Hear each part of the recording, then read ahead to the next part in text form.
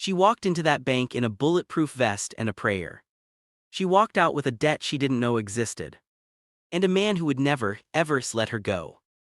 Nobody warned her, nobody could have, because the man bleeding on that cold marble floor, the one she pressed her hands against, the one she bargained with God over, he wasn't just a hostage. He was the reason entire cities went quiet when his name was spoken. And she saved him. With her bare hands on her knees, in the middle of a robbery gone wrong. They say mercy is a seed. She had no idea what was about to grow. If you've ever been the only one in the room who looked like you and still outperformed every single person there, hit that like button right now. Subscribe if you're new here. This one is for every woman who keeps showing up even when the world keeps looking through her. Stay with me, this story goes deep. Her name was Mary Hassan.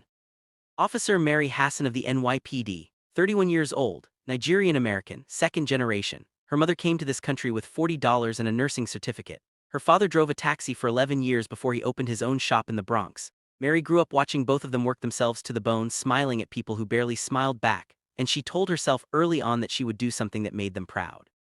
She became a cop. Not because it was easy, Lord knows it wasn't. She sat through the academy with men who made jokes she wasn't supposed to hear. She worked precincts where her sergeant called her surprisingly sharp, like that was a compliment. She responded to calls where people looked at her badge and then looked past her, waiting for someone else to show up. But she stayed. Because the Bronx was her home, and somebody had to protect it. That Tuesday morning started like every other: cold coffee, stiff boots, a radio that crackled more than it worked. She was on foot patrol near the corner of Grand Concourse when the call came in. Armed robbery, First National Bank on Jerome Avenue, multiple hostages, shots fired. Her heart didn't race, it steadied. That was her training, that was years of learning how to breathe when everything else stopped. She was 3 blocks away. She ran. The bank doors were already shattered when she arrived, glass everywhere. People crouched behind cars on the sidewalk, some crying, some frozen. 2 patrol cars were pulling up behind her. Her backup was 60 seconds out, but 60 seconds is a lifetime when someone inside is bleeding.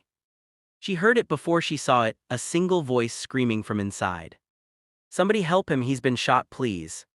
Mary didn't wait. She pushed through the broken door low and fast, gun drawn, scanning the room in the way they drilled into you until it became breathing. 3 armed men, masks, dark clothes, moving erratically. A teller on the floor. 2 customers pressed against the wall with their hands up. And there near the far pillar, a man in a dark suit collapsed against the marble, one hand pressed to his side, blood seeping through his fingers like ink through paper. One of the robbers spun toward her. Back up, or I start dropping people." Mary held her ground. Voice calm, hands steady, eyes moving. "Nobody else has to get hurt today," she said. "I'm Officer Hassan, talk to me." The man closest to her was shaking, young, scared. That was the most dangerous kind, the ones who weren't professional, the ones who didn't have a plan for this moment. She read the room in 3 seconds.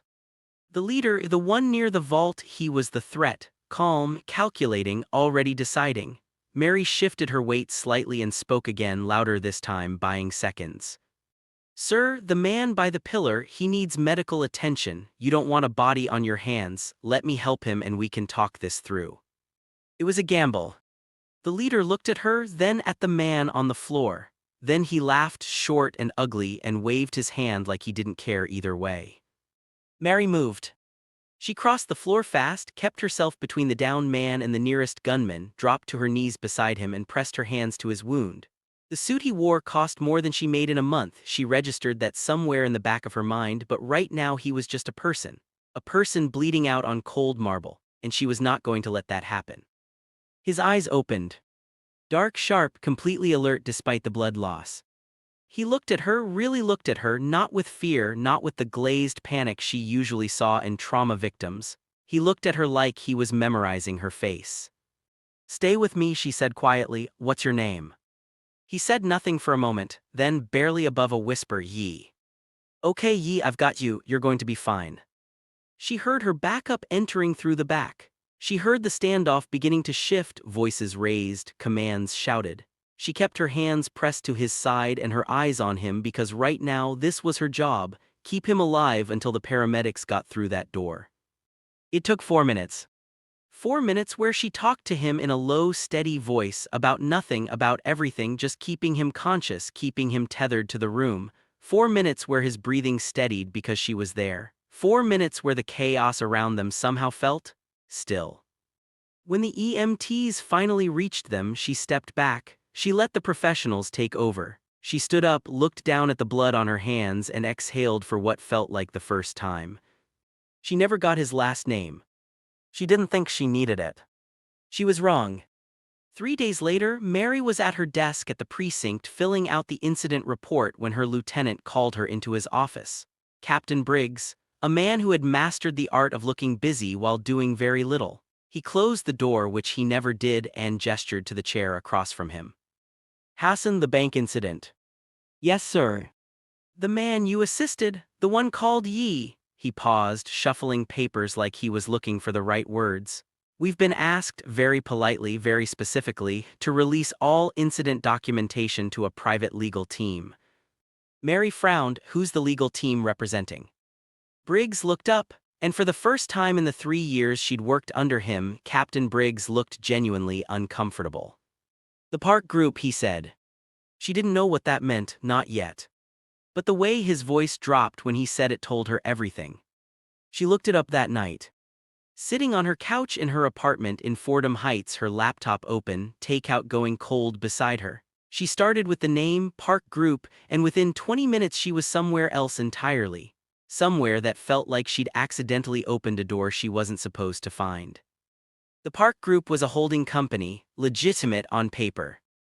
Real estate, logistics, private hospitality. Based in Manhattan but with deep roots in Seoul, Tokyo, and a half-dozen cities she'd never visited. Billions in assets. The kind of company that appeared in business articles but never in the news because the people who ran it preferred it that way. And at the head of it, quiet, rarely photographed, almost mythical in certain circles, was a man named Park Yi-won. There was one picture, just one, taken at some charity gala 3 years ago, slightly blurred, like even the camera hadn't been sure it was allowed to capture him. Mary stared at it. It was him. The man on the marble floor, the man she'd pressed her hands against, the man whose pulse she'd kept steady with her voice and her will for 4 minutes inside a burning situation. Park Yi-won. She read the name 3 times.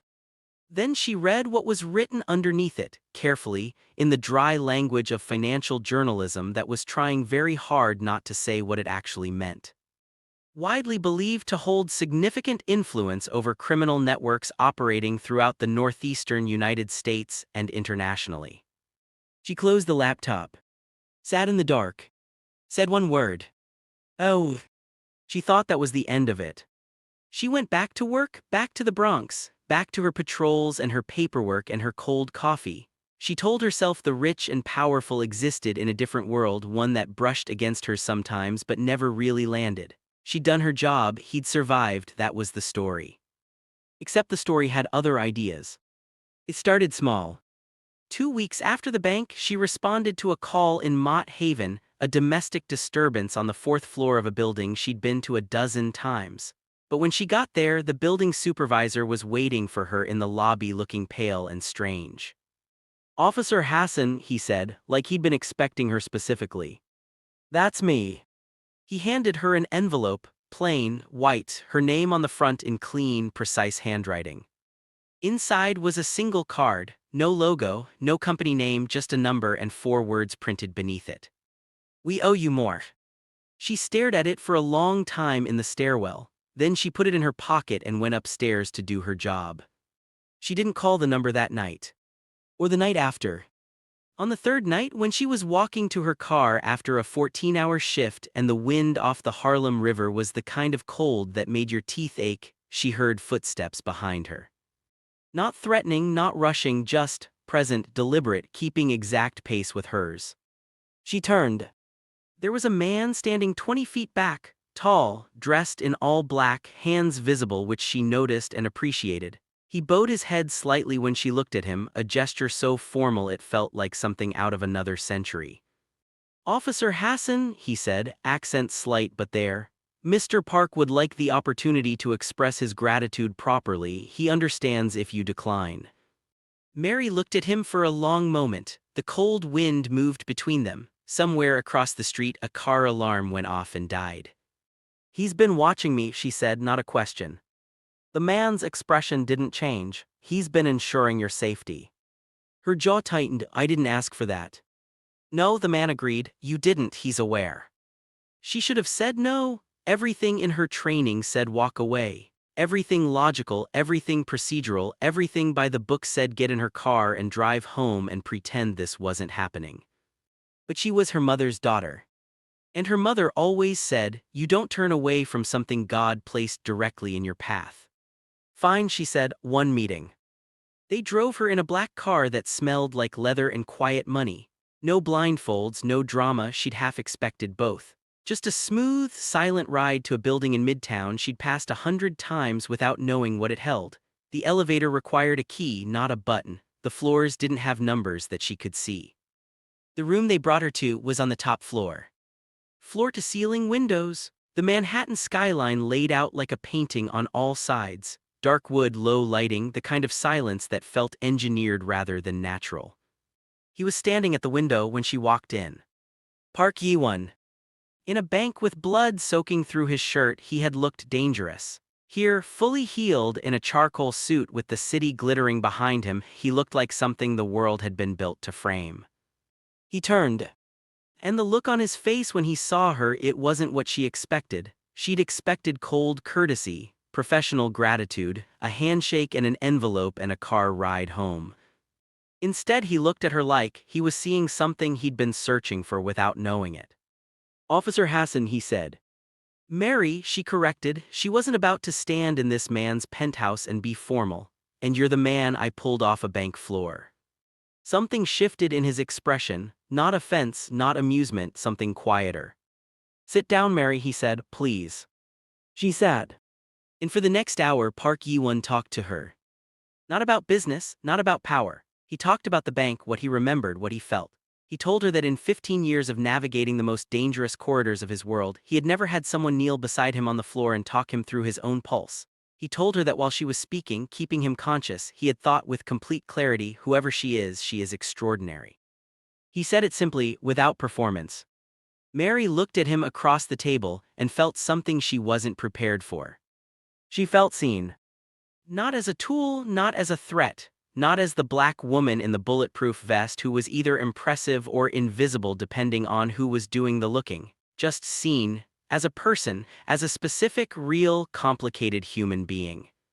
She wasn't sure anyone in her professional life had made her feel that in years. "I want to say thank you," he said, "properly, whatever that means to you." "I was doing my job," she said. "You were doing something far beyond your job," he replied, "and I think you know that." She looked away, out at the city. "You have people watching me," she said. "I had people ensuring your safety." "That's the same thing." "Not to me." His voice was quiet, certain. 3 of the men involved in the bank robbery had associates. Those associates were angry about the outcome. They identified you. Mary went very still. "What happened to them?" she asked. He held her gaze. "They are no longer a concern." She should have pushed. She should have asked more questions, opened an investigation, done the thing that her badge demanded she do. She knew what no longer a concern meant when it came out of a mouth like his. But she also thought about walking to her car at night, about her apartment in Fordham Heights, about her mother, who took the same bus route every Thursday to get her hair done. She thought about what protection meant when the official kind ran out. And she said nothing. She went home that night and lay in the dark for a long time. She was not naive. She knew what Yi-won was. She knew the world he operated in, the way it worked, the blood it required, the lines it crossed without hesitation. She was a law enforcement officer. She believed in justice. She believed in systems, even broken ones, because someone had to. But she also knew this. In that bank, she had saved a life. And that life, complicated and dangerous and powerful as it was, had turned around and quietly, without asking for credit, kept her safe in return. The world was not simple. She had always known that. What she hadn't known was that it could surprise her. He called her the next day, not through a messenger, himself, direct. "I'd like to see you again," he said, "not to discuss gratitude, just to see you." She held the phone for a moment, listened to the city outside her window. The buses, the voices, the Bronx being the Bronx, loud and alive and completely indifferent to the impossible thing happening in her chest. "That's a bad idea," she said. "Probably," he agreed. "I'm a cop." "I know. You know what I mean." "I know exactly what you mean," he said, "and I'm asking anyway." She closed her eyes. "Coffee," she said finally, "somewhere public, somewhere in the Bronx." A pause, then, and she could hear the edge of something she could only describe as warmth. Name the place. She chose the small Dominican coffee shop on Tremont. The kind of place where the espresso came in paper cups and the owner's grandmother sat in the corner and judged everyone's life choices. Not his world at all, she did it deliberately. He showed up without a single bodyguard visible. She knew they were there, stationed somewhere nearby, watching every entrance, but he honored the spirit of what she'd asked. He came in wearing dark jeans and a simple black jacket, and he ordered coffee in English and sat across from her like a man and not a legend. They talked for 2 hours. About the Bronx, about Lagos where her parents were from, about Seoul where he'd grown up in a world that demanded everything from him before he was old enough to know the cost. They talked about what it meant to protect people, her version and his, and they laughed once unexpectedly at the same moment over something small, and that laugh landed between them like something being decided. She looked at him, this man who could silence rooms with a look, this man whose name made captains uncomfortable, this man who had sat across from her in a coffee shop where the grandmother in the corner was definitely judging them both. He was looking at her the same way he had in the bank, like she was specific, like she mattered. "You're not what I expected," she said. "What did you expect?" "Something colder." He was quiet for a moment. "That version of me exists," he said honestly. "I won't pretend it doesn't." "I know," she said, "but so does this one." He looked at her for a long time. "Yes," he said softly, "so does this one." Over the next month things moved slowly and then all at once. There was no single moment of crossing a line. It was 100 small choices: another coffee, a walk along the waterfront, a late phone call where neither of them said anything particularly important but neither of them hung up either. It was the way he listened when she talked about her cases, not dismissively, not with the particular brand of condescension she got from half her colleagues, but with real attention, like what she said'd wait. It was the evening she showed up at the precinct to find that the harassment complaint she'd filed 3 months ago, buried, stalled, going nowhere, had suddenly been escalated to the deputy commissioner's office after a quiet visit from an unnamed legal representative. She called him. "Yay. Mary. Did you touch my complaint?" A pause. "I made a phone call. I told you I handle my own battles." "You did," he said calmly. "You filed the complaint, you built the case, I simply ensured it wasn't buried in a drawer." She breathed. "You can't keep doing things without asking me." "You're right," he said, without argument, without defense. "I apologize." That stopped her entirely. In her experience, men with power didn't apologize, they explained, they justified, they reframed. He just said sorry and meant it. "Yee," she said quietly, "what is this?" Long silence.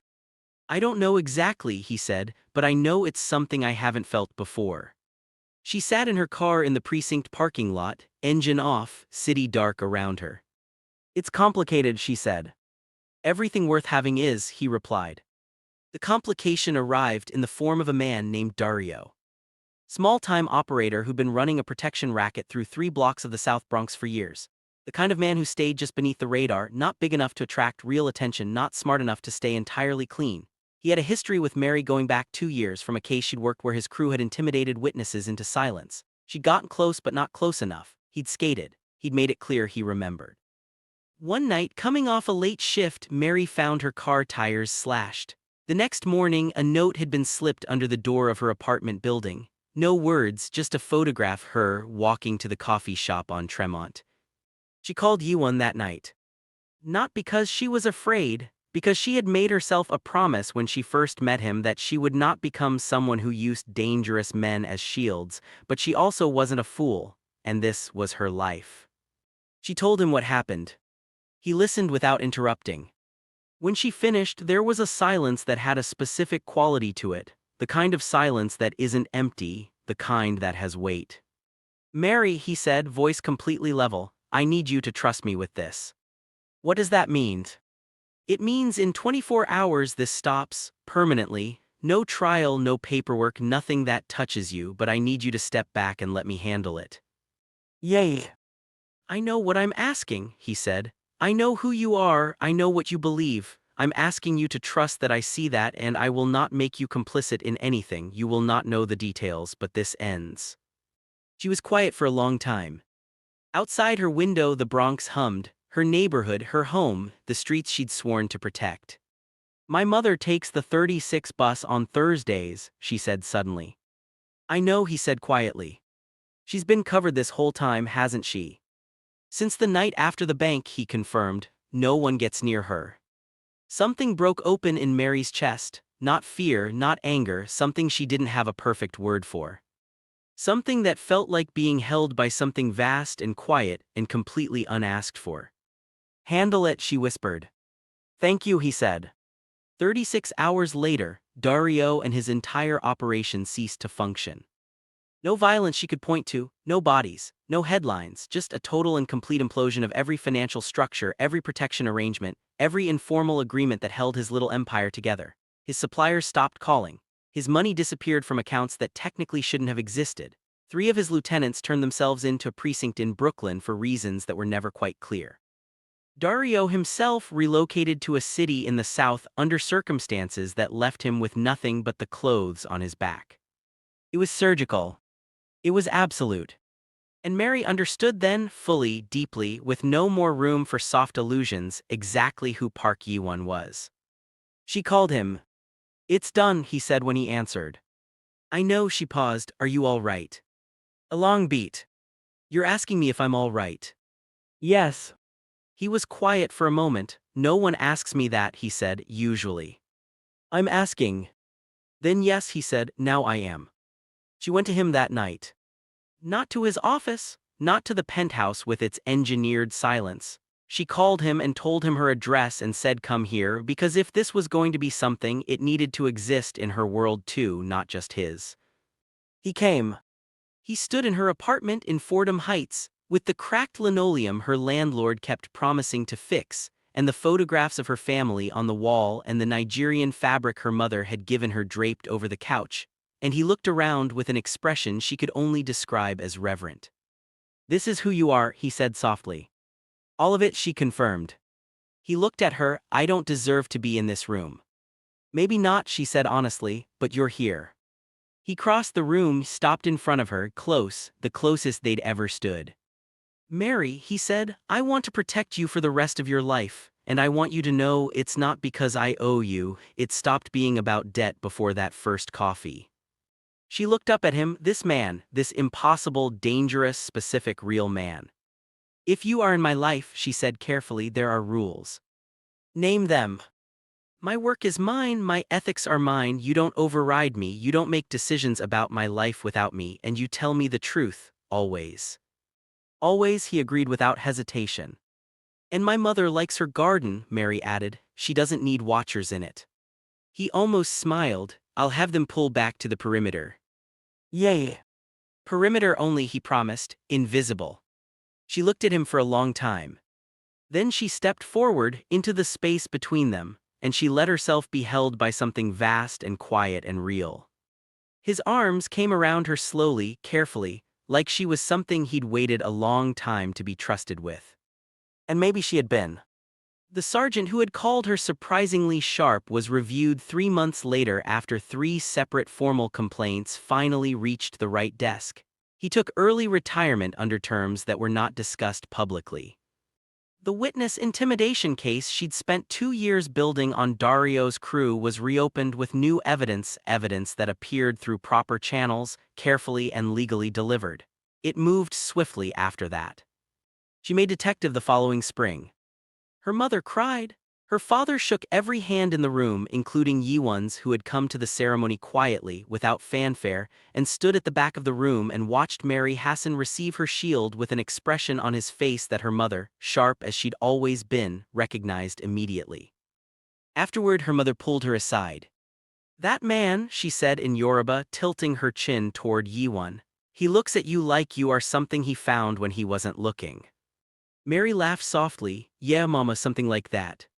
Her mother squeezed her hand. "Good," she said firmly, "you have always deserved to be found." The city never slept. The Bronx never quieted. Mary Hassan, Detective Mary Hassan, kept showing up for her neighborhood, for her badge, for the version of justice she'd chosen to believe in even when the systems around her made it hard. And somewhere in the overlap between her world and his, in the complicated, unglamorous, deeply human space between law and survival, something true had taken root. Not perfect, not simple, not the story anyone would have written for her. But hers. Completely, powerfully, unapologetically hers. And that is where we leave them. Not at a wedding, not at a sunset. At a Tuesday, her at her desk, him across a city making the world bend around her without her having to ask. A phone call at 11 p.m. that lasts an hour and says nothing important. Coffee on Tremont. Her mother's garden. A man who learned to ask before he acted, and a woman who never stopped being exactly who she was even when the world made that hard. That's the real love story. The one where nobody saves the other, not exactly. They just show up. Again and again and again. Drop a comment below, I want to hear from you. If a man moved in silence to protect you before you even knew you needed it, would that change how you see him? Ladies, would you have gone to that first coffee, or would you have walked away? And what's the most powerful thing someone has ever done for you without being asked? Tell me below. This community shows up for these stories, let's talk about it.